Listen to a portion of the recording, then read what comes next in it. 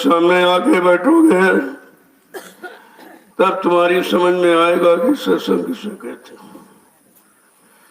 क्योंकि ये कोई कथा वार्ता नहीं है, ये भाषण की प्रवचन का विषय नहीं है, सत्संग कोई मनोरंजन नहीं है। ये संत महापुरुषों की वचन वाणी जो हम सब जीवों की बहुपार कहानी है।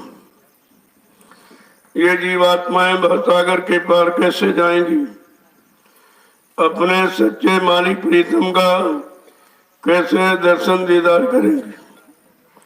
प्रेमियों, इसी युक्ति का नाम है सत्संग। मिलाने वाले को कहते हैं संत सतगुरु। ये दोनों चीजें हमें आपको मिली समय से, लेकिन आपने उनकी कदर नहीं किया। जब तक सत्संग वचनों को गौर ख्याल ध्यान से नहीं सुनोगे तब तक आपकी समझ में कुछ नहीं आएगा। क्योंकि ये वचन अन्य युगों में नहीं रहे। ये तो अभी कलयुग में लगभग 750 वर्ष पूरे होने जा रहे हैं जब से संत महापुरुष आए, तभी से उन्होंने सत्संग जारी किया। सत्संग का मतलब ही है कि हम सत्य की तरफ चलें, सत्य का साथ करें, झूठ को छोड़ दें, छल कपट बेईमानी धोखाधड़ी से दूर हो जाए। तब तो आपकी समझ में कुछ आएगा। अगर उधर गंदगी भी रहेगी तो इधर सत्संग वचन असर नहीं करेगा। सत्संग वचनों का असर प्रभाव जब होगा जब मनसा वाचा कर्मणा हम गंदगी से बिल्कुल अलग हो जाए, तो एक एक वचन आपकी समझ में आएगा। इसीलिए तो महापुरुषों ने कहा कि हर रोज प्रतिरोज सत्संग करो, तो धीरे धीरे अपनी कमी महसूस होगी, अपनी में क्या त्रुटि है, क्या गलती है, मतलब ये सब जानकारी आपको हो जाएगी। जैसे महसूस होने लगा तो धीरे धीरे उन गंदगी से दूर होने लगे तो सत्संग अपनी जगह बना लेगा। जब सत्संग जगह बना लेगा फिर दूसरे को वो रुकने ठहरने नहीं देगा। ये सत्संग वचनों की महिमा है। और जब तक आप अंदर में नहीं उतारोगे तब तो कोई लाभ आपको थोड़ी मिल सकता। क्यों, ये सुनने सुनाने का विषय नहीं है, तो करने कराने का। जब सुनते रहे लोग, बोलते रहे, सुनते रहे, बोलते रहे। अगर बच्चों को संभाल के रखा होता और ये समझ कर कि हमारे जीवन का बड़ा अवसर चले जाओ, इस बात का तो हमेशा ध्यान रखना चाहिए कि एक एक वचन जो मेरे लिए महापुरुषों ने फरमाए हैं हम उसको कैसे संभाल के रखें और उसका लाभ हम कैसे प्राप्त करें। केवल सुनना ही काफी नहीं है, सुनने से तो कोई काम बनेगा नहीं जब तक उसको हम अपने करनी में नहीं उतारेंगे। जब करनी में उतारोगे तो ये लाभ सब तुम्हारे पास होगा। तभी महापुरुषों ने समझा के कहा हर रोज दररोज प्रतिरोज जैसे भी जहाँ सत्संग मिले आप फौरन पहुंच जाओ। 50 किलोमीटर तो कोई आवाज मिलती हो आप वहां पहुंच जाइए। पता नहीं कौन सा वचन हमारा काम कर देगा, कौन सा वचन मन को भा जाए और मन पर असर कर जाए और उसी से हमारा काम हो जाए। वो तो उनके वचन सबके लिए होते कि छोटा हो चाहे बड़ा हो, गरीब गरीब, पढ़ा लिखा अनपढ़, स्त्री पुरुष कोई, वो तो जो वचन फरमाते हैं वो सबके लाभ के लिए होते। अब हम उससे लाभ न ले पाए, अपने जीवन में ना उतार पाए, हमारी दिशा विपरीत हो जाए तो भी लाभ से वंचित रह जाएंगे। इसीलिए कहा बड़ी लगन, बड़ा उत्साह, तन्मयता के साथ एक एक वचन को सुनना चाहिए, फिर उसको गुनना चाहिए कि आज ये वचन क्यों कहे गए, इस वचन का मतलब क्या है, ये वचन हमारे लिए कहाँ तक लाभ दे सकते हैं। जब इस तरह का गुणन मनन हमारा आप सबका हो जाएगा तो सत्संग वचनों का लाभ मिलने लगेगा। अब वो सुनते तो हैं लेकिन अपने जीवन उतारते नहीं, उसको मन उन स्वीकार करता नहीं, क्योंकि मन इधर गंदगी में फंसा। जब गंदगी में फंसा है तो वचन आपके पास रुक नहीं सकते। तुम सुनने का कितना प्रयास करो, अगर अंदर में गंदगी है तो फिर वचन नहीं रुकेंगे और उन वचनों का लाभ भी आपको नहीं होगा।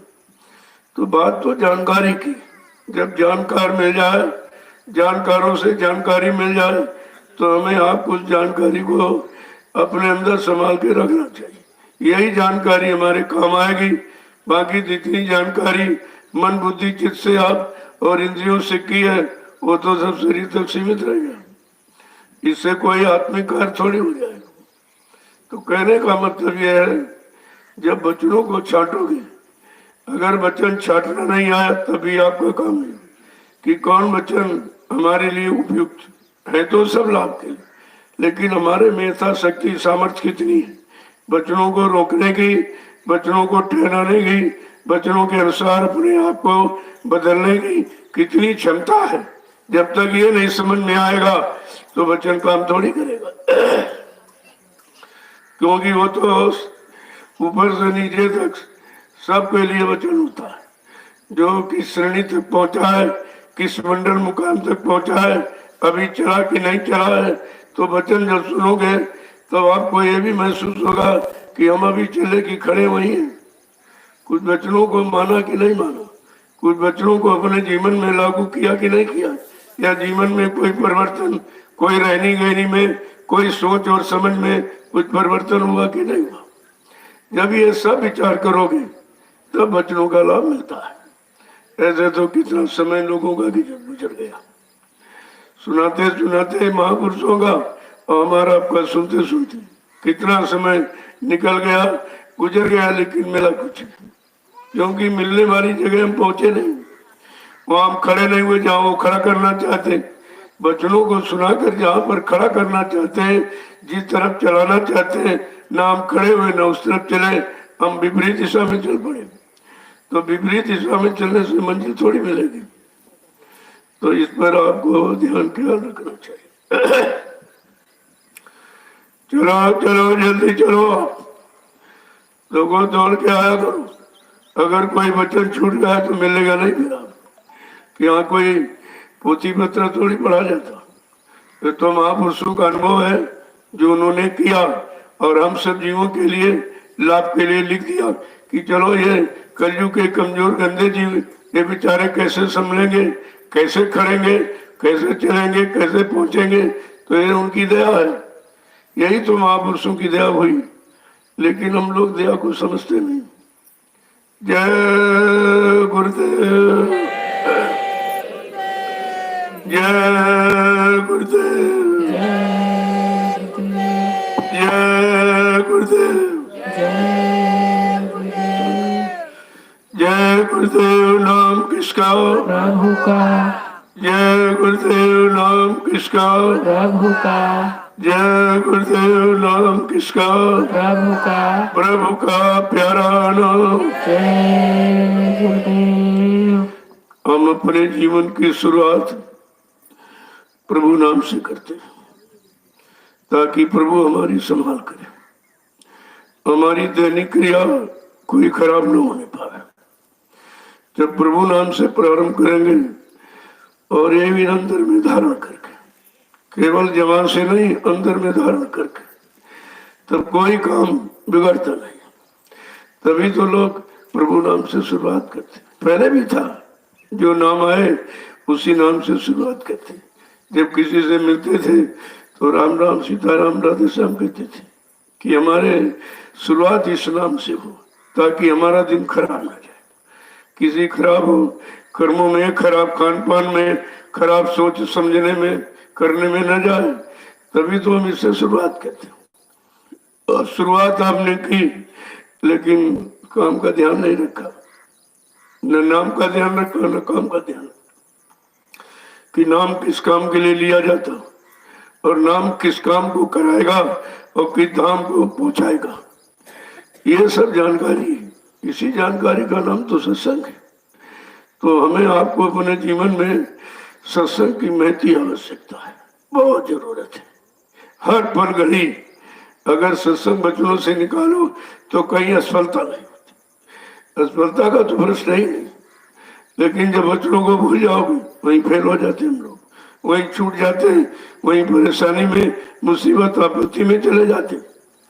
तभी तो कहा भाई अपनी दैनिक क्रिया की शुरुआत समय की जगह नाम से करो, तो आप पर कोई भूल चूक नहीं होगी। फिर कोई गंदा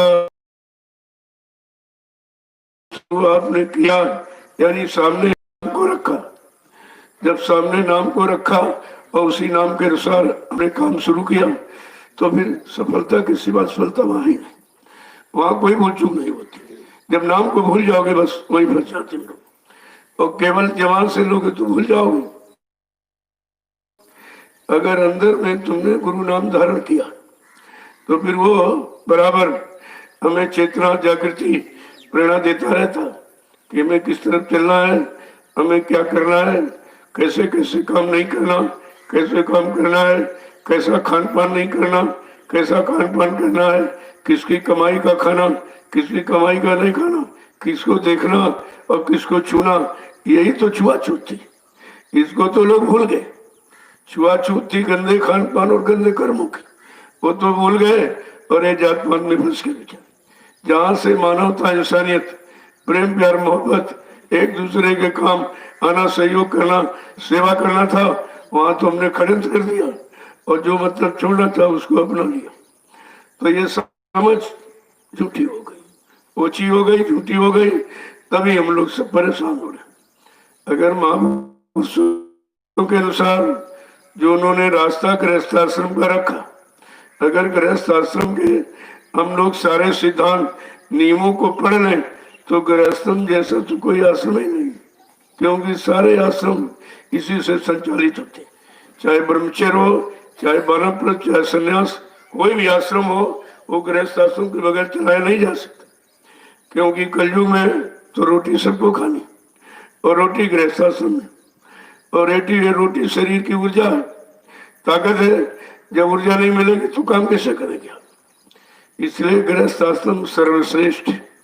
कब जब महापुरुषों की बात समझ में आ जाए और उनके अनुसार हम गृहस्थ आश्रम को चलाने लगे तो स्वर्ग से बढ़ के, और भूल गए तो महानरक।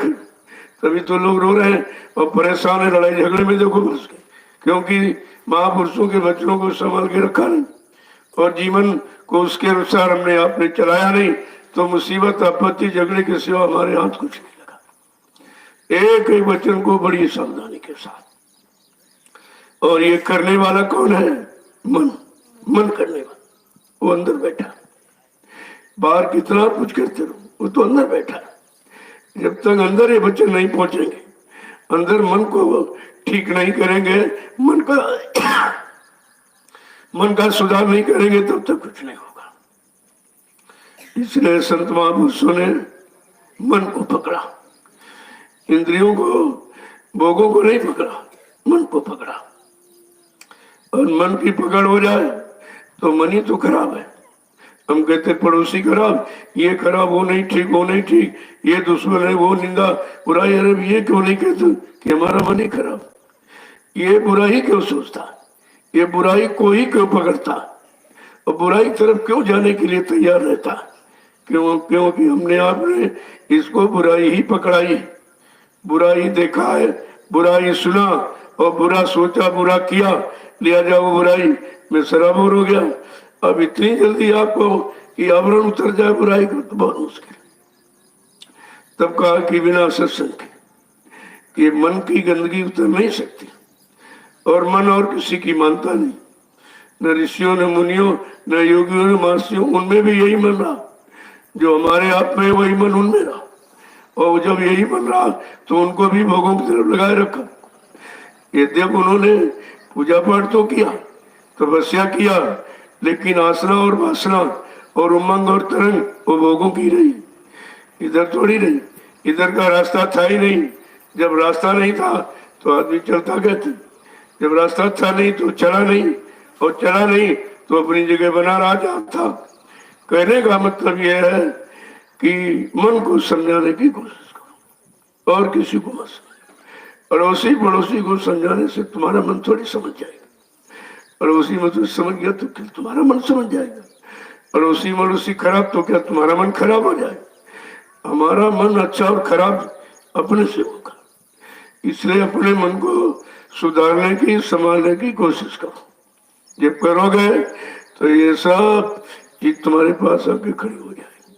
कोई चीज ऐसी नहीं जो असंभव, संभव सब है, लेकिन जब मन नहीं ठीक होगा तो असंभव ही बना रहेगा, संभव नहीं होगा। जय गुरुदेव, जय गुरुदेव, जय गुरुदेव, जय गुरुदेव, जय गुरुदेव। जय गुरुदेव। नाम किसका? प्रभु का, जय गुरुदेव। नाम किसका? प्रभु का, प्रभु का प्यारा नाम। जय गुरुदेव। समृद्ध दाता दयालु पूज्य स्वामी जी महाराज आज के इस नैमिषारण की तपोभूमि पर प्रातःकालीन लघु सत्संग में सम्मिलित होने वाले सभी गुरासिक प्रेमीजनों, देखो ये समय तो खासकर कलयुग में बहुत कम मिलता है, क्योंकि अच्छा माहौल नहीं रहा, अच्छा खान पान, अच्छे कर्म जब कराने वाले, सिखाने वाले नहीं रहे तो सब खराबी तो हुआ। अब इस खराबी को इतनी जल्दी हटाना मुश्किल है, कितनी कोशिश करो अपने आप तो नहीं हो सकता। अब हम सब कमजोर जीवों के लिए किसी की दया चाहिए, किसी का सहयोग चाहिए, किसी का बल, शक्ति, ताकत चाहिए। जब सहयोग मिल जाएगा तो हमारा काम जल्दी हो जाएगा, कि स्वयं तो हम कर नहीं सकते, इतनी सामर्थ्य नहीं रही। जो शक्ति ताकत थी वो उधर विपरीत भोगों में खत्म हो गई। अब ये नाम योग कौन करेगा? जब भोगों से फुर्सत नहीं तो योग कौन करेगा? और अभी नाम योग, शारीरिक योग तो लोगों ने बहुत किए, जिसको अष्टांग योग भी कहते हैं। शरीर के 8 अंग योग है, यम, नियम, संयम, प्राणायाम, प्रत्याहार, ध्यान, धारणा, देह समाधि, ये 8 अंग योग के। लेकिन इससे भी मन कंट्रोल में नहीं आता, इससे भी मन पर काबू नहीं पाया जा सकता। तो कहने का मतलब यह है कि जब संत महापुरुषों को जो वचन, जिन्होंने मन पर अंकुश लगाने की युक्ति बताई, जब वो युक्ति हम प्रयोग करेंगे तब हमारा मन कंट्रोल, नियंत्रण में होगा अपने आप में। तब कावनो जाके रगी शब्द की चोट, जो है सतगुरु की ओट। जिन्होंने सतगुरु का सहारा लिया और जो उन्होंने नाम बाण आपको पकड़ाया, जब उसको आगे रखा तो ये मन मूर्छित हो जाता, फिर ये इधर उधर भगेगा नहीं, और किसी से कंट्रोल, नियंत्रण नहीं आ सकता। तुम कितना इस पर प्रभाव डाल दो, कितनी पूजा पाठ का, कितने शुभ कर्मों का, मतलब उससे तो ये कंट्रोल में आने वाला है नहीं। यही तो लोगों ने किया और मन को अहंकारी बनाया। अब उसको पूजा का अहंकार, उसको सेवा का अहंकार, उसको यानी हवन, जब तब इन सब क्रियाओं का अहंकार हो गया। तो कहा जब आया अहंकार, किया करे सब बेकार। अब ये अहंकार ने जन्म लिया, जबकि ये काम, क्रोध, लोभ, मोह, अहंकार जब ये मूर्छित होंगे, कमजोर होंगे, तब ये मन मरेगा। यही तो इसको बलवान बनाए, यही इसको प्रेरणा देते रहते, और हम लोग इसी प्रेरणा में मतलब नहीं बने रहते, और मन को समझ नहीं पाते कि मन खराब हो रहा कि इससे अच्छा हो रहा। ये तो जब संत संग वचनों को सुनोगे तब समझ में आया कि ये सब काम व्यर्थ रहा, इससे कुछ नहीं मिला। क्योंकि पूजा पाठ, तीर्थ व्रत, दान, हवन, जप, तप, गंगा स्नान, ये केवल शरीर इंद्रियों का है, आत्मा से संबंधित नहीं। और वैसे मन भी इससे कंट्रोल में नहीं आया, किया तो मन के लिए था। लेकिन जब तक इन काम को कराने वाला, इन कामों का जानकार कोई नहीं मिलेगा, तो पूजा का भी अर्थ आपको नहीं समझ में आया, साधना का भी अर्थ समझ में नहीं आया, तीर्थ व्रत क्यों किया और किसके लिए किया ये भी समझ में नहीं आया। व्रत माने संकल्प होता, व्रत माने ये नहीं कि रोटी नहीं खाएंगे, सब्जी नहीं खाएंगे, ये तो कि अज्ञानता है, ये तो शरीर की खुराक है, खुराक नहीं दोगे कमजोर हो जाएगा। व्रत का मतलब संकल्प, और व्रत का मतलब गोला। आप व्रत कहते हो, किसी गोले में हम रह रहे, ये गोला कौन सा? 4 खान 84 लाख योनियों का, काम, क्रोध, लोभ, मोह, अहंकार का ये गोला बना दिया। बस इसी चक्कर में हम घुमा करते, तो कहा इनसे, इनका संकल्प लो। जब इनका संकल्प लोगे तो धीरे धीरे ये मन, जब ये चीज मिलेगी नहीं तो मतलब यानी ये कमजोर होने लगे। यही तो चीज समझनी थी। व्रत माने संकल्प, क्या खाना क्या नहीं, यानी आंखों से अच्छा देखना, कानों से अच्छा सुनना, वाणी से अच्छा बोलना, पैरों से अच्छी जगह चल के जाना, हाथों से अच्छा सेवा कर्म करना, और मन से अच्छा संकल्प विकल्प करना, और बुद्धि से अच्छे निर्णय लेना, इसको कहते हैं व्रत। और ये सब बोल गए। तभी आपसे नवरात व्रत, उसका भी अर्थ नहीं बताएगा। नवरात क्या है? रात तो एक ही होती है। नवरात का मतलब क्या? यानी 9 रात व्रत, 9 रात में व्रत। तो तुम दिन में व्रत करते हो, रात में खा लेते हो, तुम बातें भी तो नहीं समझते। यानी रात में व्रत संकल्प किन किन चीजों का लेना चाहिए, क्या रात में नहीं करना है, क्या रात में नहीं खाना है, किसको क्या नहीं खाना, और क्या नहीं करना, और क्या नहीं देखना, और क्या नहीं सोचना। ये इसी तो बात तो इसलिए थी। अब जब महापुरुष मिल जाते तो इस व्रत का सच्चा अर्थ मिल जाता, और शरीर का भी लाभ आपको मिल जाता। तो ये तो बेचारे कुछ जानते नहीं है, क्या मुंह से खाना है, क्या नहीं खाना, क्या मुंह से बोलना, क्या नहीं बोलना, क्या कानों से सुनना, क्या नहीं सुनना, आंखों से किसे देखना, किसको नहीं देखना, पैरों से कैसी जगह जाना, कैसी जगह नहीं जाना, हाथों से कौन सी सेवा और मतलब यानी कार्य करना कि नहीं करना। तो बात तो समझने की है।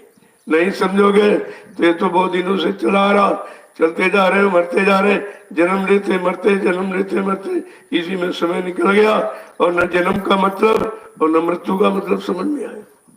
क्योंकि ये समझदारी संत महापुरुषों के सिवा कोई नहीं। इसीलिए वो शरीर में आते हैं, हमें आपको शरीर में सारे कर्म धर्म बताते कि शरीर में जीवात्मा, शरीर में मन और बुद्धि चित्त सब शरीर के अंदर ही, बाहर कुछ नहीं।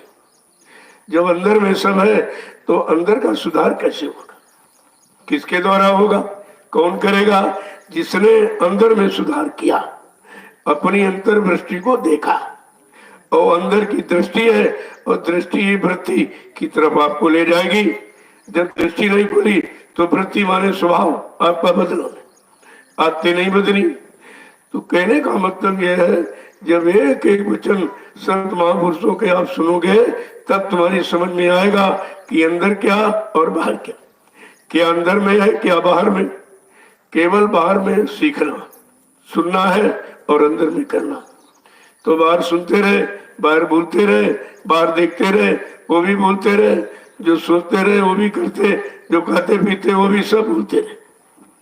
अंदर में कोई चीज गई ही नहीं, और है बाहर कुछ नहीं, बाहर तो कुछ है ही नहीं। अब ये बाहर जितना है वो अंदर के लिए। जब बाहर आप सुनोगे तो सुनोगे किसके लिए? कहना भाई सभी अंदर के लिए। जब अंदर के लिए है तो हमको बाहर का सुना हुआ जब तक अंदर में नहीं ले जाएंगे, अंदर में नहीं उतारेंगे, अंदर में यानी कर्मों में जब तक नहीं डालेंगे तब तक हमें आपको कोई लाभ नहीं मिले। इसलिए ये बहुत बड़ी चीज है सत्संग, इससे बढ़ के कुछ नहीं। सभी का बड़े भाग्य पायो सत्संगा, उनके बड़े भाग्य हैं जिनको वर्तमान मौजूदा संत सतगुरु के वचन सुनने को मिल जाए, वो भाग्यशाली है। क्योंकि ये वचन किसी युग में नहीं थे, ये कलयुग के, हम सब कलयुग के जीवों के लिए, हम सब कलयुग के जीव। वो पुरानी क्रियाओं के तो कोई सतयुग की साधना, कोई त्रेता की, द्वापर की, और कलयुग की समझे नहीं उसकी आती। जबकि सबसे सरल काम करते रहो, नाम लेते रहो, कुछ नहीं करना, कोई तैयारी नहीं करना, कोई मंदिर नहीं बनाना, कोई मूर्ति नहीं स्थापित करना, कोई फूल पत्र अगरबत्ती, कोई पेड़े बतासे, यानी इसकी बिल्कुल जरूरत ही नहीं। क्योंकि ये सब बाहर है और काम अंदर का होना। अंदर में केवल वचन ही काम करें। जब वचन अंदर में जाएंगे और वचनों के अनुसार जब हम अपनी करनी बनाएंगे तब हमको वचनों का लाभ मिलेगा। तो एक एक वचन को बड़ी सावधानी की आप सुनिए कि महापुरुषों ने इस शैतान मन को आके पकड़ा और कहा कि 3-3 युगों से हम आप मन का कहना मान रहे हो, तो फंसे पड़े हो, निकल नहीं पाए।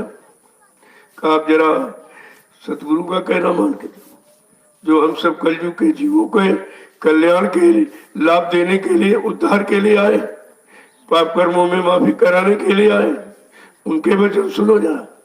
तो क्या कहते हैं कि सतगुरु कहे करो तुम सोई और मन के कहे चलो मत करो। बहुत तुमने मन का कहना माना है और अभी तो निकल नहीं पाए हो, अब जरा सतगुरु का कहना मान लो तो निकल जाओ। तो दोनों अनुभव हो जाएंगे कि मन का कहना माना तो कहाँ पहुंचे, कहाँ लगे, कहाँ फंसे, और जरा सतगुरु का कहना माने तो किधर तरफ चल पड़ेंगे। तो कहा कि बड़े सोच समझ कर उन्होंने इशारा करके कहा कि संबोधन मन के लिए, हम सबके पास मन है और सबके मन बिगड़े, और बिगड़े मन को ठीक कर लो तो सब कुछ ठीक हो जाए, क्योंकि समग्र कार्यों का आरंभ मन से ही होता। महापुरुषों ने तभी तो कहा मेरे जीवन कार्य मन तू ही सर्वाधार है और इन इंद्रियों का तू ही सरदार है। तू मुझे पापी बना दे चाहे तो धर्मात्मा, तेरे बस अच्छा बुरा कहता मुझे संसार है। बड़े बड़े ऋषि मुनियों को डिगा तूने दिया, जिनको इच्छा वासना ने कर दिया लाचार, मजबूर कर दिया लाचार, ऐसी वासनाओं में घेर दिया। अब हम वासना नहीं समझते कि जहां मन का वास, मन का लगाओ, मन का फंसाओ और मिलना कुछ नहीं। शक्ति हिरास यानी शक्ति खराब के सिवा मिलना कुछ नहीं। शक्ति जाती है मिलता कुछ नहीं। अरे भाई कहीं आप जाते हो तो कुछ लेने के लिए, अगर जेब खर्च करते हो तो झोला भरने के लिए, सामान लाने के लिए, लेकिन जो यहाँ तुमने मन को लगाया और मन से किया उसमें क्या मिला? इतना विचार अभी तक नहीं आया और आज भी इसीलिए मन गंदगी में पड़ा उनका। उन्हीं का मन गंदगी की तरफ है जिन्होंने मन को लगाना और सतगुरु के वचनों को के अनुसार अपने जीवन को ढाला नहीं है, वो हमेशा गंदगी की तरफ ही बने रहेंगे। उन पर वचन असर नहीं करेगा। कितना सुनाया जा रहा देखो, तब ये संदेश पूरे हिंदुस्तान में जा रहा सबको, जो कि कहीं नहीं हो रहा इस समय, कहीं नहीं। ये सत्य वचन है, पहले भी और आज भी आगे भी रहेंगे। इनका इनमें कभी विराम नहीं होता, क्योंकि अगर सत्य का विराम हो जाएगा तो झूठ और बढ़ जाएगा, वैसे भी बढ़ा है। तो ये सत्य वचन है। तो इनको हमें आपको अपने मन को सुनाना चाहिए, मन को समझाना चाहिए निरंतर रोज एक एक वचन। और तुम क्या करते हो, सुन लिया दूसरे को समझाने लगे, अपना असर प्रभाव जमाने के लिए। अरे मन पर प्रभाव असर जमाओ, जो ये खराब है तो ठीक हो जाए, तब तो असर प्रभाव जमाना तुम्हारा ठीक। और दूसरों पर असर प्रभाव झूठा जमा के तुम्हें क्या मिलेगा? न तुमको मिलेगा न उसको कुछ दे सकते हो। तुम तो दोनों अपना नुकसान कर रहे हो, उसका भी नुकसान कर रहे हो। इसलिए महापुरुषों ने कहा कि अपने मन को निरंतर समझाने की कोशिश करो। मन की निगरानी, दूसरे की निगरानी नहीं, दूसरे की देखरेख नहीं, अपने मन की निगरानी करो कि ये कितना खराब है, कि आप भी खराबी की तरफ जा रहा, या कुछ बच्चों को सुनकर थोड़ा बहुत सुधार हुआ कि नहीं हुआ। उधर से मुड़ा और इधर जुड़ा कि नहीं जुड़ा, न मुड़ा है न जुड़ा है, तो फिर कोई लाभ नहीं मिलेगा। ऐसे तो सुनते जीवन निकल जाएगा। और कितनों का निकल गया भाई, मथुरा में हमने आपने सुना, लेकिन रखा तो किसी ने नहीं। अगर रखा होता, क्या गुरु शरण चरण को कोई छोड़ सकता था? जहाँ कोई चीज मिलती है और वो जो कहीं न मिले, ऐसी अमूलक चीज, ऐसा अमूलक ज्ञान जहाँ मिलता हो, अगर समझ होती तो कोई छोड़ता। लेकिन कोई यही पता चल गया कि तुमने मन को समझाया नहीं, इधर उधर भाषण स्पीच प्रवचन करते रहे और अपने मन को कुछ नहीं समझाया, और तुम्हारे मन ने तुमको ही धोखा दे दिया, गुरु की चरण शरण से हटा दिया और इतनी दूर फेंक दिया कि अब उनका वापिस आना भी बड़ा मुश्किल है। लेकिन प्रयास महापुरुष बराबर करते रहे। वो तो कोई न कोई जरिया, कोई न कोई रास्ता हमारे आपके लिए निकाल ही देते, और किसी उसी जरिए से और फिर ये संदेश जारी हो जाता कि चलो भाई लोगों के कान तक पहुंचा दिया जाए। तो ये तो कोई भी करेगा, कोई तो कोई करेगा ही, ऐसा तो नहीं कि कोई नहीं करेगा। कोई नहीं करेगा तो संत बीज क्या बेकार हो जाएगा? जबकि लिखा तो ये है, संत बीज बिन से नहीं आए पड़े जो झोल और कंचन ये पिष्टा गिरे घटे न ताको मोर। अगर जैसे सोना को नाली में डाल दो धो के ले जाओ तो कीमत कम हो जाए उस पर गंदगी का असर नहीं होता। ये चीज असली है। इसलिए संत बीच नामदान, संत बीच उनके वचन ये कभी गंदे होते ही नहीं। तुम भले गंदे कर्म कर डालो तो कहे नामदान गंदा हो जाए, तुम्हें उसकी सजा मिल जाएगी और नामदान फिर उसी खजाने में वापस चला जाएगा जहां से दिया गया। वो कभी खराब नहीं होता। नामदान को आप खराब थोड़ी कर सकते हो। अपने को खराब कर रहे हो तो नामदान का असर तुम्हारे में होगा नहीं और नामदान तुम्हारे में रुकेगा नहीं, वो फिर वापस उसी खजाने में चला जाएगा।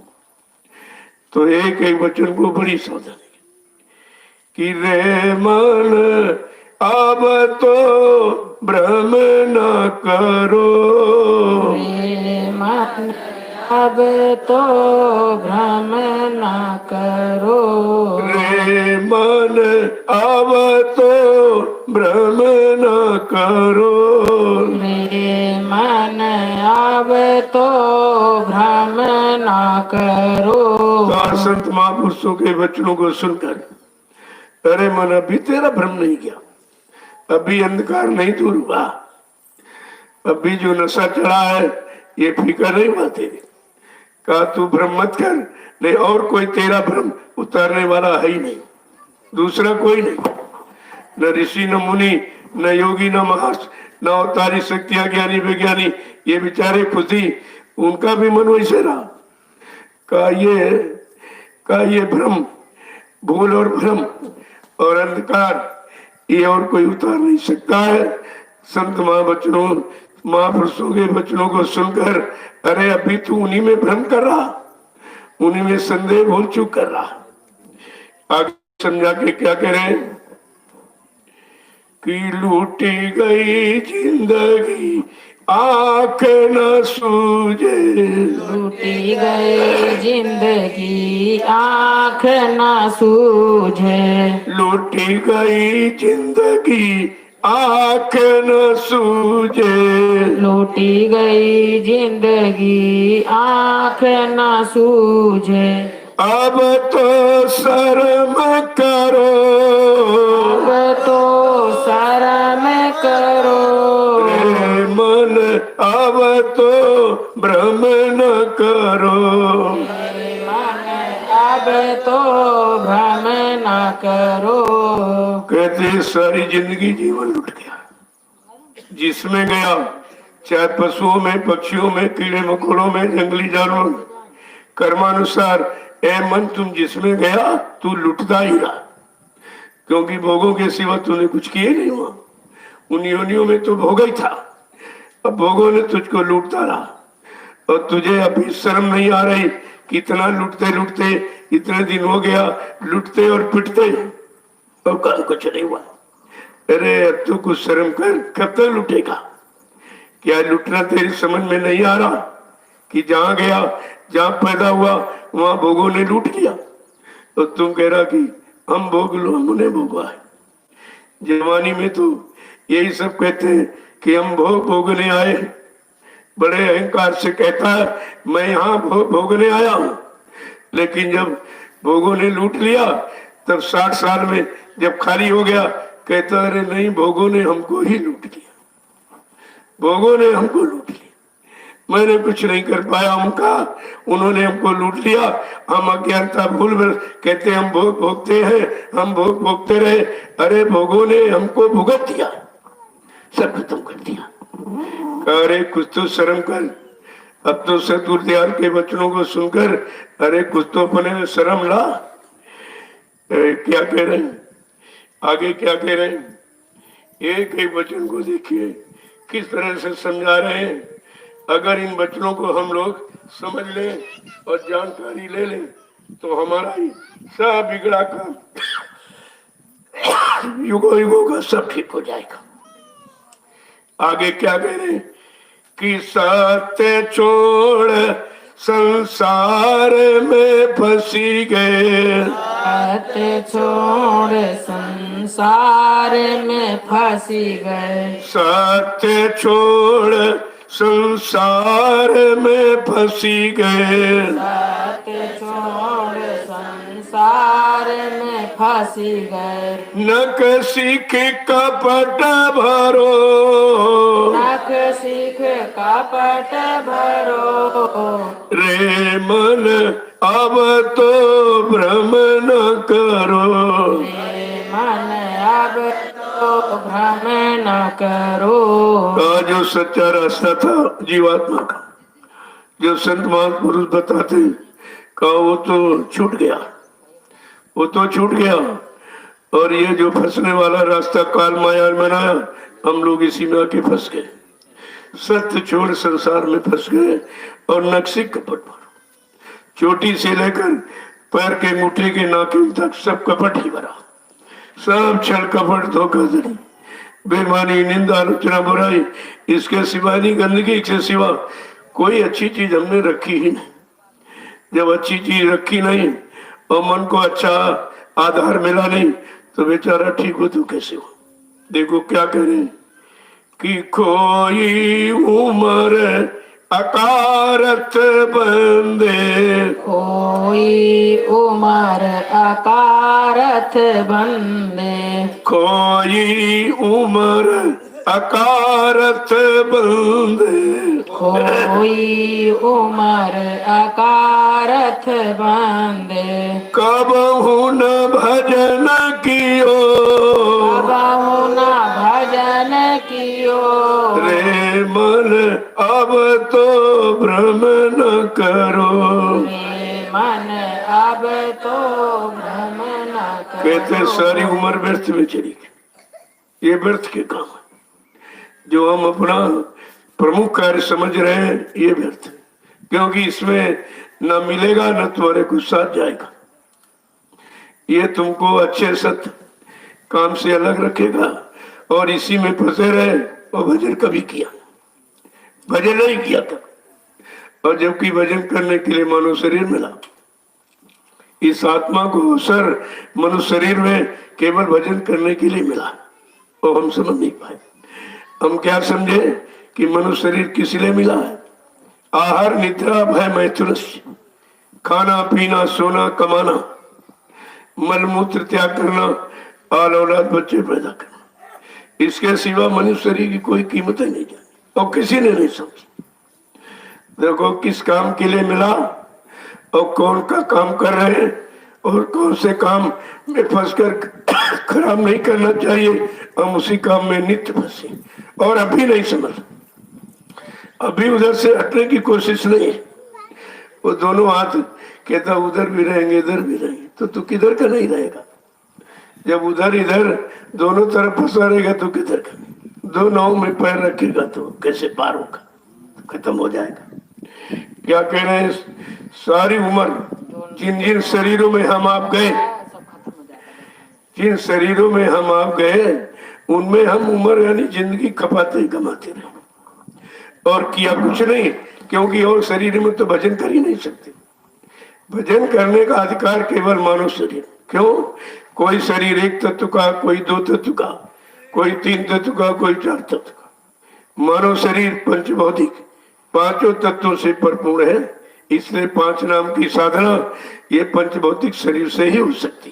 क्षितिजल पावक गगन समीरा पंच तत्व या रचित शरीर, ये पांच तत्वों पांच मसालों को मिलाकर विचित्र कारीगरी से परमात्मा ने मनुष्य मंदिर को बनाया कि इस मंदिर में जब जीवात्मा आएगी तो हमको मिल सकती, हमारे तक आ सकती, हमारे लोक में भी आ सकती। लेकिन अगर पंचभौतिक शरीर मिला और जीवात्मा का काम आपने न किया और संत महापुरुषों के वचनों को न माना और भजन नहीं किया तो कहे तो व्यर्थ में चला जाए। फिर आपको मिलेगा, का दोबारा नहीं मिलेगा। जब सोचते नहीं नहीं फिर मिल जाएगा, फिर मिल जाएगा। इसीलिए मनुष्य शरीर की महिमा है। मनुष्य शरीर के लिए 4 वेद 6 7 18 पुराण 19 उपनिषद और 36 ऋचाओं की रचना केवल मनुष्य शरीर के लिए तो की गई, क्योंकि सुधार और उद्धार इसी शरीर से होता है और किसी शरीर में नहीं। शरीर तो बहुत है, पक्षियों के, कीड़े मकोड़ों के, उनमें भी जीवात्मा, लेकिन उनको अधिकार नहीं है। अधिकार केवल मानव तन में जीवात्मा आएगी तब, और मानव तन में हमें आपको अवसर मिला तो हम सुधार उद्धार की बात समझ नहीं पा रहे। बिगाड़े की बात करते और सब तरह सुबह से भी मन बिगड़ा, अब निंदा आलोचना बुराई तो और बिगड़ जाएगा। यानी संभलने की बात नहीं, बिगड़ने की बात है। अब तुम्हें यह सोचना चाहिए कि हम संभलने वाला सुने कि बिगड़ने वाला सुने। बिगड़े तो हम लोग पहले से भी, और बिगड़े हुए को बिगड़ा ही बताते रहोगे तो वो सुधरेगा कब? संभलने की बात कब कहोगे? सच्ची अच्छी बात कब तुम सामने पेश करोगे? तो देखो क्या करें कि आपने भजन तो किया नहीं, जिसके लिए मिला था ये मानव जन्म व्यर्थ चला गया। गोस्वामी महाराज ने इसी मनुष्य शरीर की महिमा की भोर भोर प्रशंसा की। क्या उन्होंने कहा कि बड़े भाग मानव तन पावा और सुर तुर लाभो इस सदग्रंथन गावा। का बड़े भाग्य जिनको परमात्मा ने अब की बार मनुष्य मंदिर का सौभाग्य दे दिया। अब परमात्मा ने दे दिया ने हमने आपने कहा समझा कि परमात्मा ने किस सौभाग्य के लिए किया कि कुछ दुर्भाग्य के लिए दिया सौभाग्य के लिए, हम सब दुर्भाग्य में पड़े। कहाँ भाग्यशाली भी बना पाए, कहाँ उनके वचनों को अपने में उतार पाए या अपने जीवन को उनके वचनों के अनुसार कहाँ बना पाए। अभी सब बुराई गंदगी में सब पड़े हुए। आदत पुरानी है गंदगी बटोरने की, तो गंदगी ही बटोरेगा, वो अच्छा ही नहीं बटोरेगा। लेकिन आपको समझना चाहिए ये गंदगी तो मेरे पास पहले से है। अगर यही गंदगी हम लेते रहेंगे, सुनते रहेंगे और इसी में रमे रहेंगे तो हम स्वच्छता सफाई की तरफ कब बढ़ेंगे? आगे क्या कह रहे हैं कि कितना है कि जन्म जन्म मालिक से बिछुड़े, जन्म जन्म मालिक से बिछुड़े, जन्म जन्म मालिक से बिछुड़े, जन्म जन्म मालिक से बिछुड़े, माया में लिप्त रहे, माया में लिप्त रहे, रे मन अब तो भ्रम न करो, रे मन अब तो भ्रम न करो। जब जब जन्म मिला, जिन जिन योनियों में कर्मानुसार मिला, हम मालिक से दूर है। क्योंकि मालिक का उनमें न जानकारी है, न मालिक का कोई काम उन योनियों में हो सकता।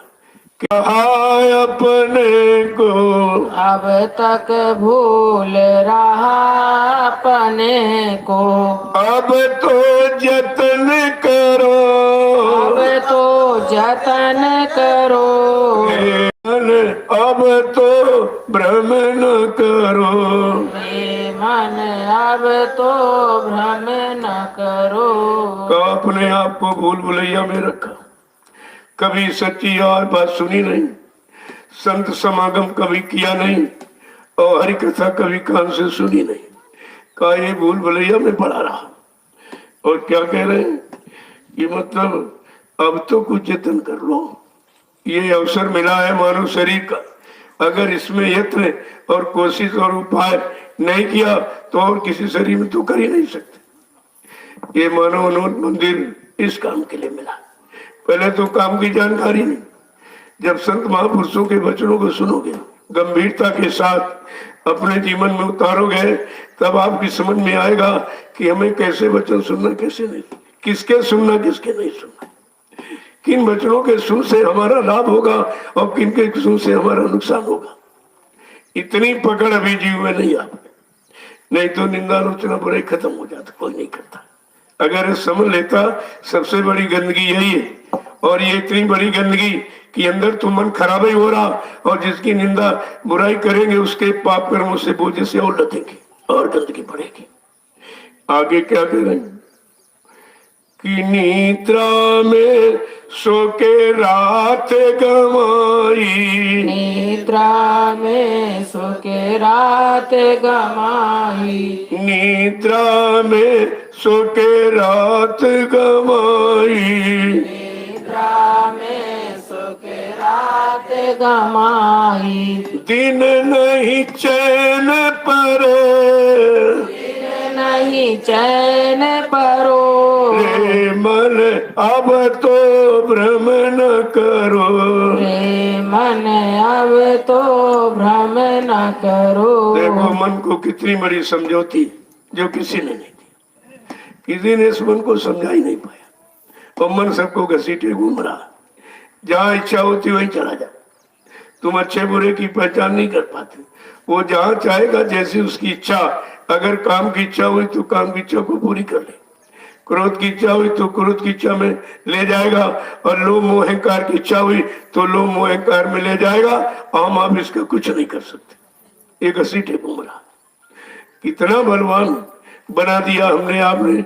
भोगों की खुराक देते देते इतना बलवान हो गया कि अब वो हम ही को घसीटे घूम रहा। कह रहे हैं कि का रात तो चली गई सोने में और दिवस गंवाए खोए, हीरा जन्म अमोल तक कौड़ी बदली जाए।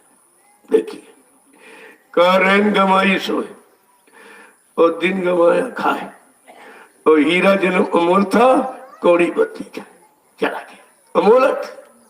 हीरे जवरात की उपमा क्यों दी कि सबसे बड़ा यहाँ कीमत मानी हीरा को माना जाए, उससे भी कीमत मानी है मनुष्य शरीर, क्योंकि हीरा ये काम नहीं कर सकता। हीरा कोई तुमको उधर थोड़ी ले जाएगा, हीरा भी माया का रूप है, वो भी यही फंसाएगा। लेकिन कीमत की बात के लिए उदाहरण में दे रहे हैं कि हीरा जन्म अमोल था, कौड़ी बदले जाए। जैसे हीरा यहाँ में अनमोल माना जाता है, ऐसे सब जन्मों में, सब शरीरों में, सब जिस्मों में मानव शरीर अनमोल है। इसकी कीमत कोई चुका नहीं सकता। और वो भी कहा कि सोने में और खाने में गमा दिया, मेरा कुछ नहीं। आगे क्या कह रहे हैं? और इसीलिए चैन छिन गया, शांति छिन गई, बेचैन हो गए आप, अशांति हो गए, भ्रांति और क्रांति की तरफ चले गए। आगे क्या कह रहे हैं कि अब भी संभल मूढ़ मन रोगी। अब भी संभल मूढ़ मन रोगी। अब भी संभल मूढ़ मन रोगी। अब भी संभल मूढ़ मन रोगी। प्रभु का ध्यान करो, प्रभु का ध्यान करो। रे मन अब तो भ्रम न करो। रे मन अब तो भ्रम न करो। संत महापुरुष समझा के कह रहे, ऐ मूढ़ मन, ऐ अज्ञानी मन, तू भोगों का रोगी बना क्यों बेचैन हो रहा है? अरे अभी बचनों को मान ले और अपने आप को उधर से इधर मोड़ ले, तो तेरी शक्ति जो खराब हो रही वो बच जाएगी। यही बची हुई शक्ति तेरे काम आ जाएगी। कह रहे कि अभी समल मूढ़ मन रोगी, प्रभु का ध्यान करो। तूने इंद्रियों का और भोगों का, गंदे स्वादों का, क्षणिक रस का ध्यान किया। अरे जरा प्रभु का ध्यान करके देख ले, प्रभु का ध्यान करके देख ले, तेरी स्थिति परिस्थिति सब ठीक कर दी। तुझे उधर से इधर मोड़ेंगे और इधर जोड़ेंगे। जब जोड़ देंगे तब उधर का मुड़ना खत्म हो जाएगा। आगे क्या कह रहे हैं कि 184 जाए पड़े जब, 184 जाए पड़े जब, 184 जाए पड़े जब, 184 जाए पड़े जब, इत उत बिकत फिरे, इत उत बिकत पड़े। रे मन अब तो भ्रम न करो। रे मन अब तो भ्रम न करो। अगर अब की बार नहीं समझ पाया मानो योनि में, भजन नहीं प्रभु का किया, तो ये 484 में तेरा चक्कर खत्म नहीं होगा। उसी में जाना पड़ेगा। जैसे जानवर कभी यहाँ बिका, कभी उसके हाथ भेज दिया गया, इसके हाथ भेज दिया गया, बस तेरी यही हालत होगी। वो जमराजा ऐसे भेजता रहेगा, कभी पशुओं की योनि में, कभी कीड़े मकोड़ों पक्षियों में, और कभी गंदे कर्म किया तो नाली की बदबूदार कीड़ों में जीवात्मा को भेज देगा। तब पता चलेगा कि बुरे गंदे कर्म का नतीजा क्या होता। कहा अभी समझ जा, नहीं जानवरों की तरह तू एक जगह नहीं रहेगा, वो कभी उसके हाथ भेज दे कभी उसके हाथ भेज दे। इसी तरह ये काल तुम्हारी बिक्री करता रहेगा और तुम कभी समझ नहीं पाओगे। आगे क्या कह रहे हैं कि तब नहीं ज्ञान मिलेगा मूर्ख, ज्ञान मिलेगा मूर्ख, तब नहीं ज्ञान मिलेगा मूर्ख, तब नहीं ज्ञान मिलेगा मूर्ख। अब ही चेत करो, अब ही चेत करो, रे मन अब तो भ्रम न करो। हे मन अब तो भ्रम न करो। जब 4 खान 84 लाख नरकों की योनियों में चला जाएगा तब ये ज्ञान नहीं मिलेगा, आत्मज्ञान।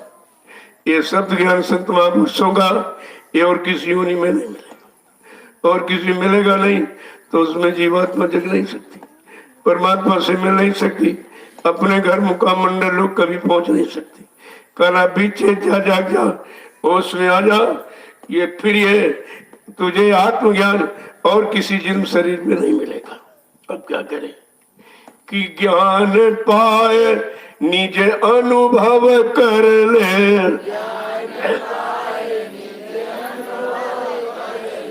ज्ञान पाए निज अनुभव कर ले, ज्ञान पाए निज अनुभव कर ले।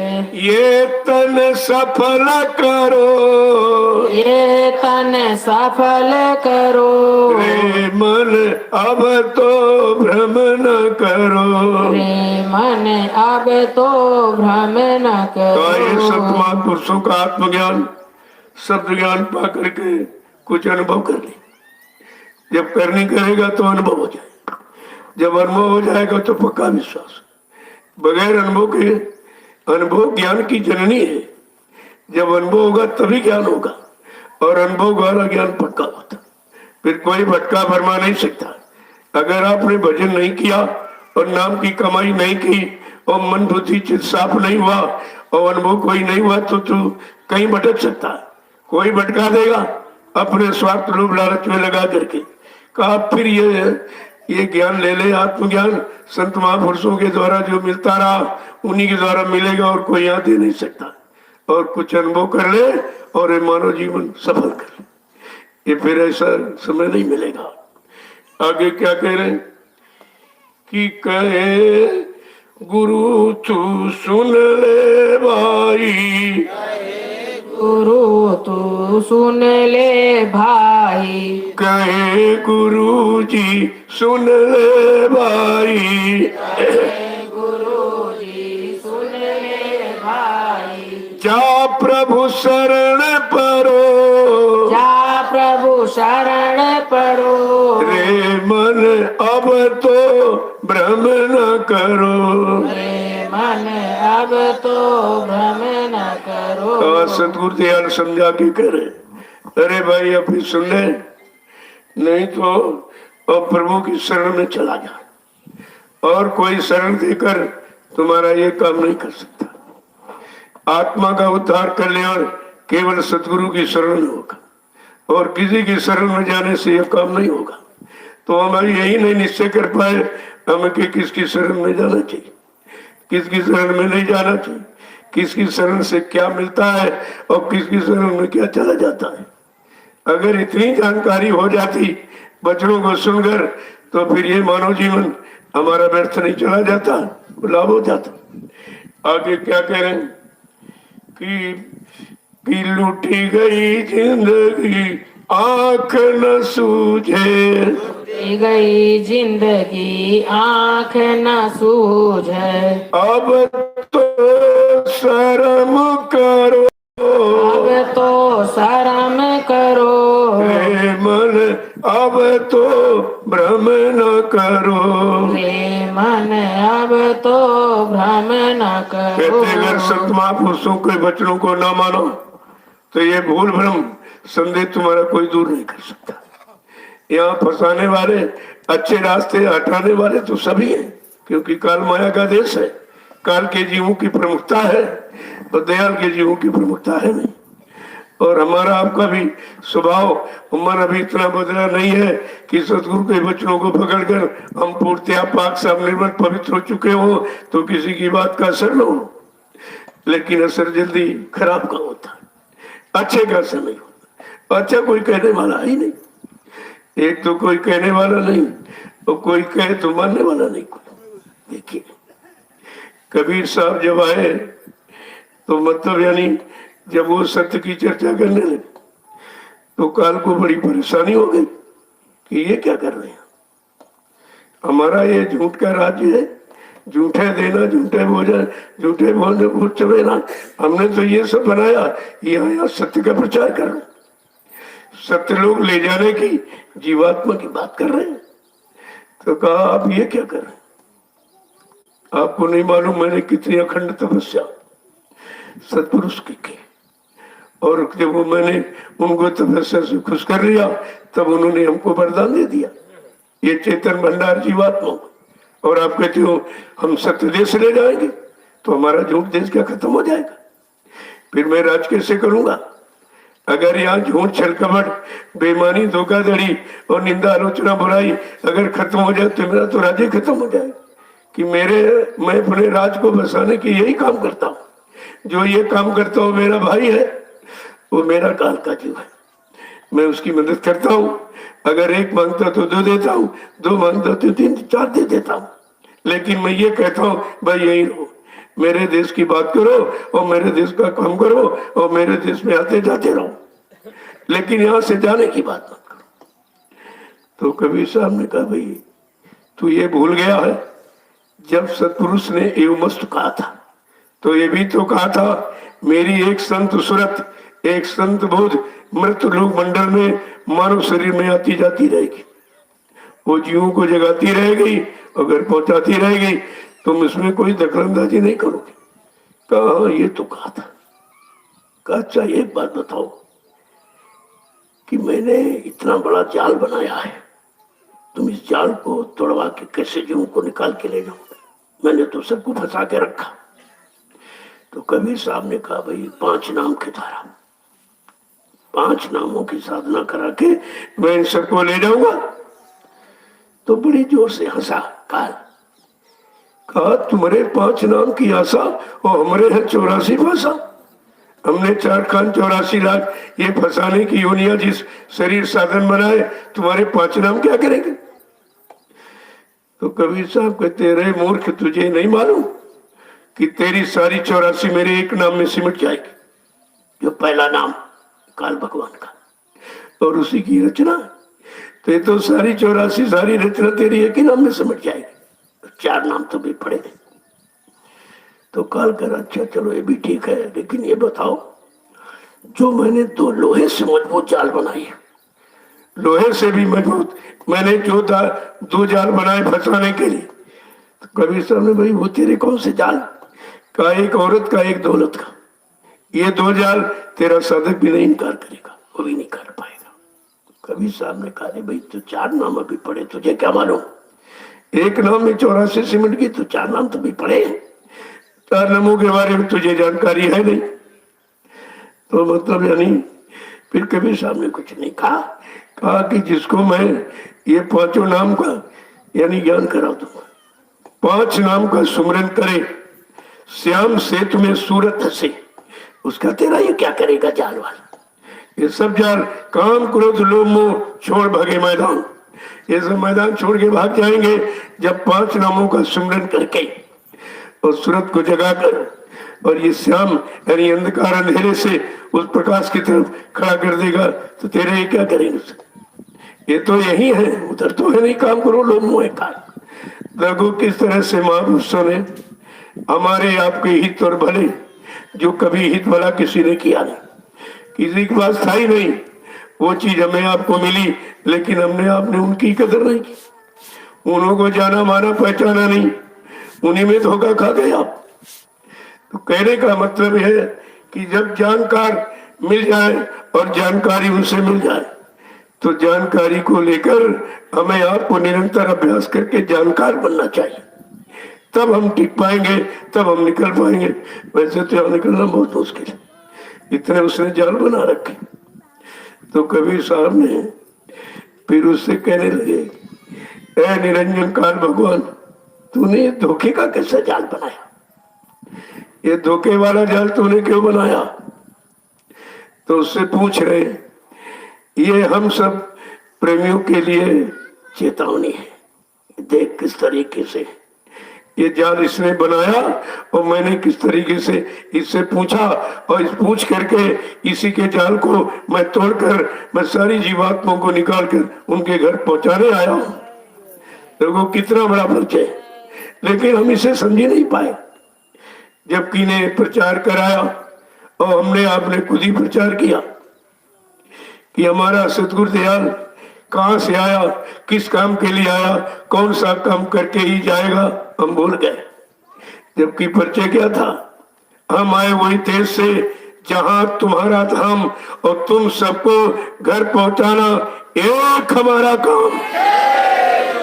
देखो सतगुरु दयाल ने क्या वादा किया कि हमारा एक ही काम है कि सारी जीवात्माओं को जगा कर उनके घर पहुंचा दो। क्या ये काम और कोई कर सकता है, या किसी युग में किसी ने कर पाया है? इतना बड़ा काम जो युगों युगों का भूला बिछा, उस काम का वादा सम्राट सतगुरु दयाल ने किया, और हमने आपने अपने सतगुरु को नहीं समझ पाया। सब भूल भरम में चले गए, किसी के समझ में कुछ नहीं आया। और कहा तुमको घर पहुंचाना एक हमारा मृत्युलोक मंडल में आने का एक ही काम है कि जीवात्मा जगह घर पहुंचे। न राजपाट दिलाने का, न धन दौलत, न मान सम्मान, ये काम मेरा नहीं। ये तो फंसाने के जाल है, और इसी जाल में सबको काल बाजा ने मिलके फंसा दिया है। अभी जाल को तोड़ना है और तोड़ करके निकलना। लेकिन हम निकलने की कोशिश कौन कर रहा? सब और फंसने की कोशिश कर। जब सतगुरु दरबार में आए, हम आप तो यही मांगने लगे, ये दे दीजिए, वो दे दीजिए, ये बना दीजिए, वो बना दीजिए, बीमारी दूर कर दो, शादी करा दो, बच्चे नहीं बच्चे दे दो, ये सब। यानी काल के जाल को और मजबूत बनाना, तोड़ना निकलने की बात तो नहीं कर रहा, उसी में और मजबूती से फंसने की बात कर रहा। तो हमने आपने सतगुरु के वचनों को कहाँ माना, कहाँ सुना, कहाँ माना, और कहाँ अपना घर अपना कुछ काम बना पाया? कुछ नहीं। सब संगा संदेह बोल में चले गए, और बाद में निंदा आलोचना बुराई में फंस गए। क्यों? इनको तो ये मालूम है नहीं। तो कहने का मतलब है, एक एक वचन को बड़ी सावधानी के साथ, बड़ी लगन के साथ, तन्मयता के साथ, स्थिर प्रज्ञता के साथ जब सुनोगे और करोगे, तब उसका लाभ मिल सकेगा। ऐसे तो सुनने वालों की संख्या कितनी थी, और ये कहा भी था। सतगुरु दयाल ने यही कहा कि बच्चा, मेरे आध्यात्मिक सत्संग को सुनने वालों की संख्या हिंदुस्तान में करोड़ों होगी, लेकिन लेने वाले कोई 1000-500, लेकर रखने वाले कोई 200-400, और रखकर लगातार चलकर अपनी पर मंजिल पर पहुंचने वाले कोई बिरले ही होंगे। उन्हीं बिरलों की तो ये लिस्ट बन रही है। वो बिरले कौन से? जो यहाँ से छोड़कर घर जाना चाहते, यहाँ नहीं रहना चाहते, और ये तो सब यही रहने के काम कर। ये निंदा आलोचना बुराई, ये सबसे बड़ी गंदगी। इसी में फंसे रहोगे तो पता नहीं कितनी बार अभी आपको जन्म लेना पड़ेगा उस बुराइयों को, यानी मतलब गंदगी की सजा पाने के लिए। और सबसे ये गंदा काम, और सब इसी में जुट गए। ये सब ये पहचान दे रहे हैं कि देखो हम दयाल के नहीं हैं, हम काल के। अगर काल की रहनी गहनी आपको सुनना है और सीखना, तो हमारे पास आ जाओ। वो तो सब ही बता रहे हैं सीधे, फिर भी आप नहीं समझ पा रहे। जो ये काम कर रहा हो वो काल का जीव के दयाल का। दयाल का तो ऐसी कोई शिक्षा है नहीं, ऐसी कोई नीति रीति तो सिखाई नहीं गई। उन्होंने तो यही कहा, ऐ संत मत के प्रेमियों, 3 बातें सदैव याद रखना, न निंदा करना किसी की, न सुनना, न उसके पाप के बोझे से लद जाओगे, कभी नहीं छुटकारा पा सकते। और सब यही कर रहे, सब यही। अब ये संदेश जो हो रहा है तो कोई नहीं कह रहा, ये संदेश कोई नहीं कह रहा, क्योंकि ये संदेश सत्यदेश का और सतगुरु की आवाज है। उनकी आवाज को यहाँ लोगों के कान तक पहुंचाया जाए। पहुंचाने वाला गुरु नहीं होता, गुरु का प्रेमी होता है, गुरु का आशिक होता, गुरु का मुरीद और फॉलोअर होता। वो अपने आप को कभी गुरु नहीं कहता। लेकिन बात यह है, जो बिगड़ा हुआ वो सुलझने की बात सुनता कहाँ, उसके समझे नहीं आ रहा ये क्या कहा जा रहा, क्या इशारा किया जा रहा। मैं तो दोनों वक्त संदेश देता हूँ। ये सुबह भी हमने यानी मतलब 6 बजे का, और शाम को भी आप दोनों वक्त आपको संदेश मिलता, और दोनों तरफ एकदम सही सच्ची बात होगा, इधर उधर की बातें नहीं। अब जब सही सच्ची बात वो जानते नहीं है, समझते नहीं, कभी सही सच्चे रास्ते पर चले नहीं, तो उनकी समझ में थोड़ी आएगा। उनको तो उल्टा ही सुनाई देगा, क्योंकि वो इसको विपरीत समझते हैं। काल के जीव सच्चाई को, सच्चे रास्ते पर चलने और सत्य चर्चा को विपरीत समझते हैं। वो तो दयाल के जीवों का विषय है, और दयाल जीव उसको अपना मानेंगे। अब हमें आपको छटनी करनी चाहिए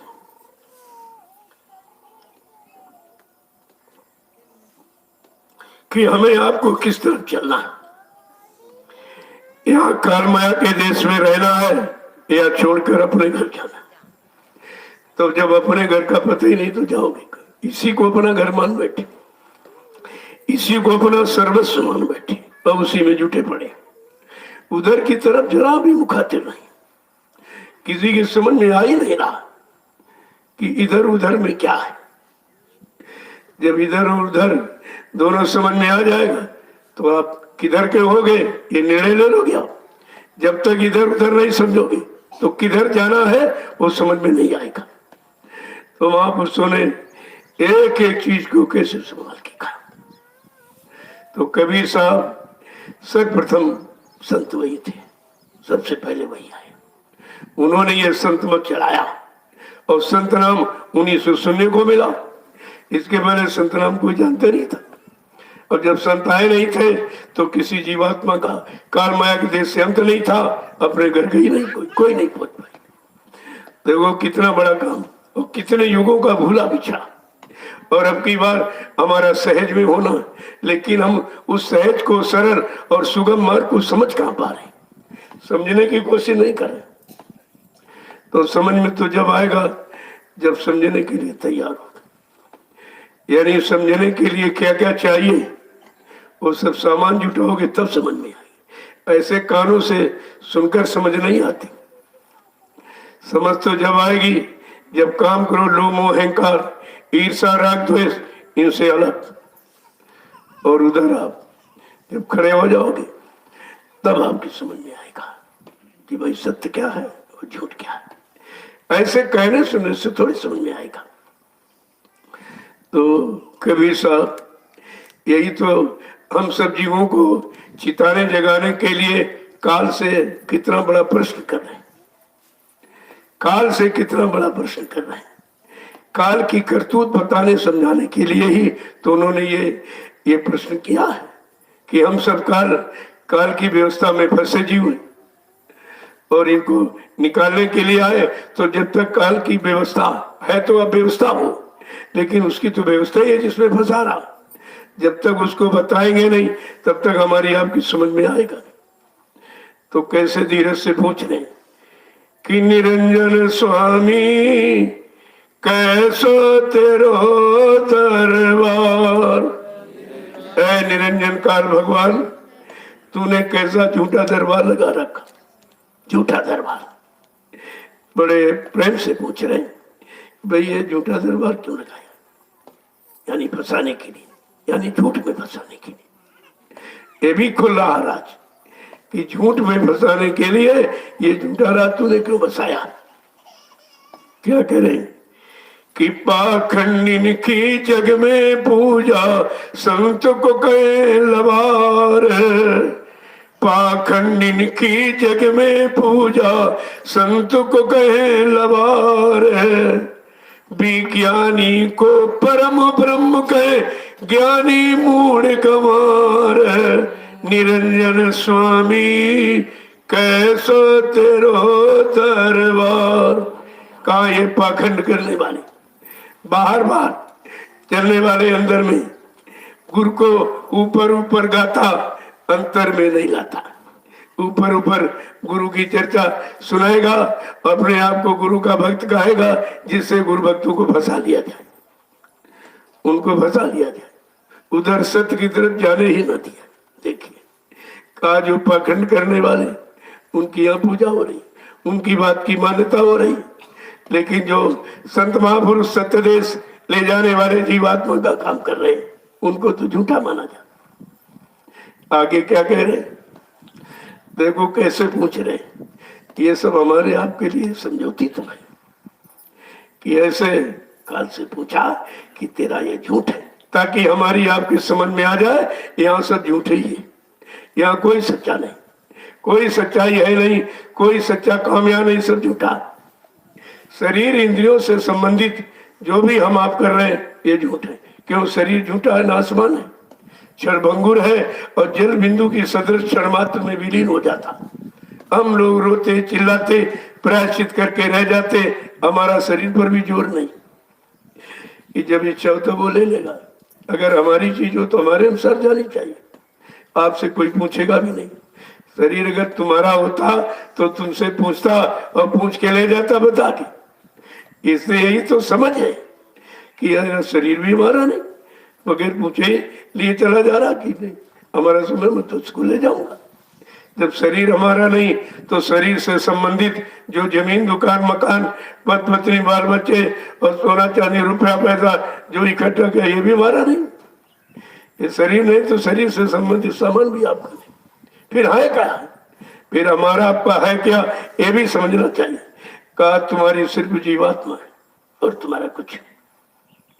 जीवात्मा तुम्हारी है क्योंकि उसको यहाँ कोई न रोक सकता है, न उसे जला सकता, न कोई मार सकता। कहा ये है तुम्हारी, और जो चीज हमारी उसके लिए हमने आपने भी तो कुछ नहीं किया, जानकारी नहीं थी। और जब जानकार मिले और उनसे जानकारी मिली तभी नहीं समझ पा रहे कि आखिरकार ये किस लिए आए। ये हमारे लिए आए, हमारी जीवात्मा के कल्याण उद्धार के लिए आए, हमारे मानव जीवन को सुधारने के लिए आए। अगर ये सब समझ ले तब भी हम अपना काम बना ले, क्योंकि ये काम किसी ने बनाया किया नहीं और ये भी किसी ने संभाला नहीं। अगर कोई संभालने वाला मिल गया और बिना किसी लेन देन के हमारा काम हो जाए तो इससे बड़ा हमदर्दी और कौन है? इससे बड़ा कौन हमदर्दी? जो बदले में कुछ नहीं ले रहे और ठीक करने की वादा करते, ले जाने का वादा, घर पहुंचाने का वादा, लेकिन समझ नहीं पाए। आगे क्या कह रहे हैं, आगे समझा के क्या कह रहे हैं। एक एक वचन देखिए कि काल की सारी व्यवस्था को समझाने के लिए काल से प्रश्न करने का आधार बना रहे हैं। हम समझेंगे कैसे? क्योंकि हमें तो आप मालूम नहीं कि काल की करतूत क्या है, काल कैसे कैसे जाल बनाए हैं, कैसी कैसी व्यवस्था बनाए हमें आपको फंसाने के लिए, और कैसे कैसे अपने पहरेदार और जीवों को लगा दिया हमारे पीछे। ये सब बता रहे। इसीलिए तो कहा था कि भाई कोई तुम्हारा काम करने वाला है नहीं, और यहाँ कोई तुम्हारा काम कर भी नहीं सकता, वो अधिकार नहीं किसी को। साच कहे जग मारन धावे, झूठ ने कोई इतवार। देखो कैसा समझा बुझा के कह रहे। क्या कह रहे कि बेस्या ओढ़े खासा मखमल, गल मुतियन की माल।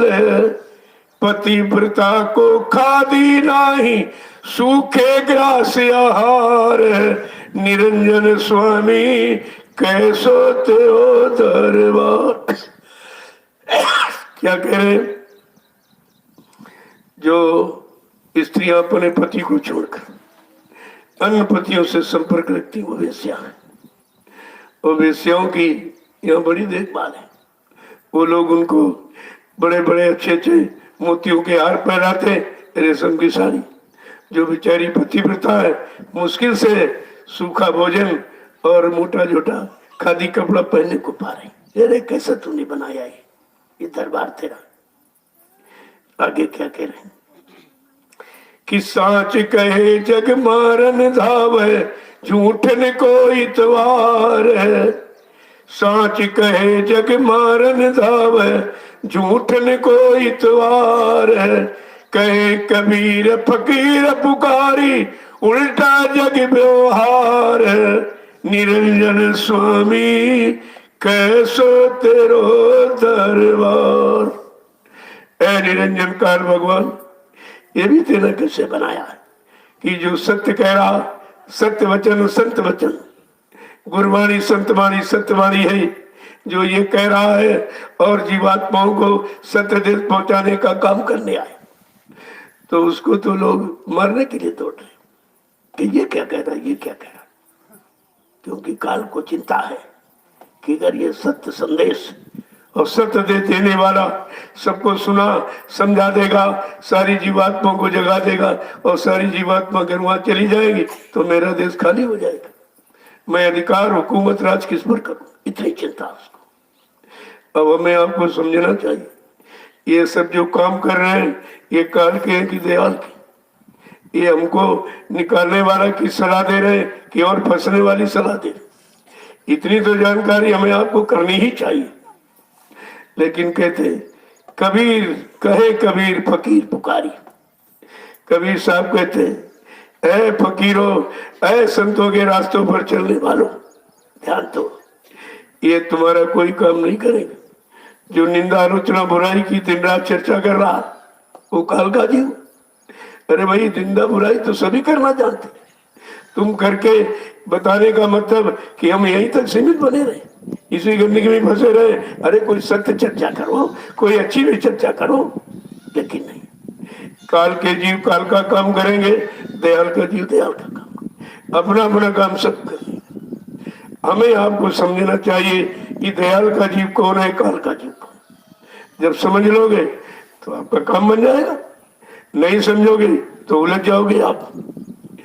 देखो किस तरह से महापुरुषों ने समझा के कहा है कि ये सब काल के देश में काल के जीव काल का ही काम करेंगे, क्योंकि काल उनकी संभाल कर रहा है। संभाल का मतलब जो मांगने वो दे देता है, वो पूर्ति करता है। इसलिए कि जब पूर्ति होती रहेगी तो यही बना रहेगा। उधर संतों की बात नहीं सुनेगा, उनके वचन नहीं मानेगा, उधर की जगह नहीं जाएगा तो मेरा राज बरकरार बना रहेगा। लेकिन हमें आपको सोचना चाहिए। इसीलिए ये सब महापुरुषों ने खोल करके कहा, कोई चीज गुप्त पर्दे में नहीं रखी। जय